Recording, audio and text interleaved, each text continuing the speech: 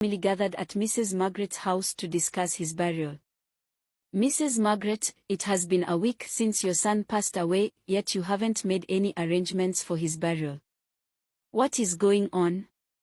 Victor's uncle asked. My son cannot be buried immediately because of the conditions he gave before his death, Mrs. Margaret responded. What conditions? They asked, confused. I will share them once Samuel returns to Nigeria, she replied firmly. When will Samuel arrive? Another family member asked. He will return before the end of this week, she assured them. The meeting ended with everyone agreeing to wait for Samuel's return. A few days later, Samuel arrived at the airport. Grace was there to pick him up. That night, they had a long conversation with Mrs. Margaret. My son, she began, before your brother died, he made a special request. He asked that you marry his wife, Grace.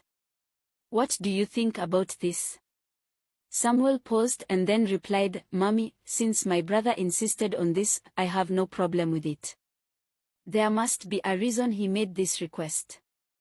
If marrying Grace will bring him peace, I will honor his wish. Thank you, my son, Mrs. Margaret said with relief.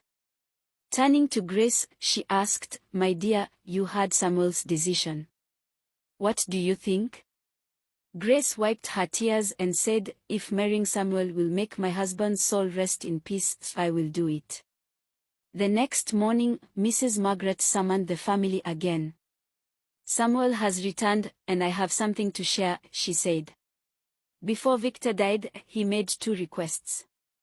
He asked that Grace marry Samuel, and he also insisted that he should not be buried until Grace becomes pregnant with Samuel's child.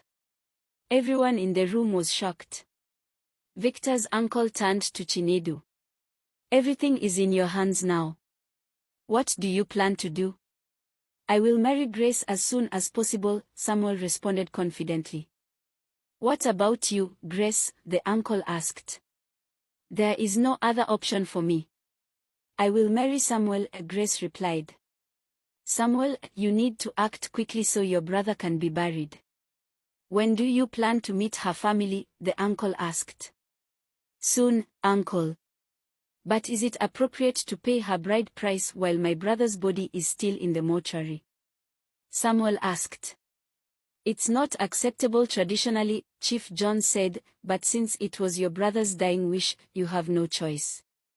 2 days later, Samuel visited Grace's royal family to ask for her hand in marriage. Grace's father, the king, welcomed him. My daughter told me about your visit. She said your late brother wanted her to marry you. Is that true? The king asked. Yes, your majesty. That is why I am here, Samuel replied respectfully.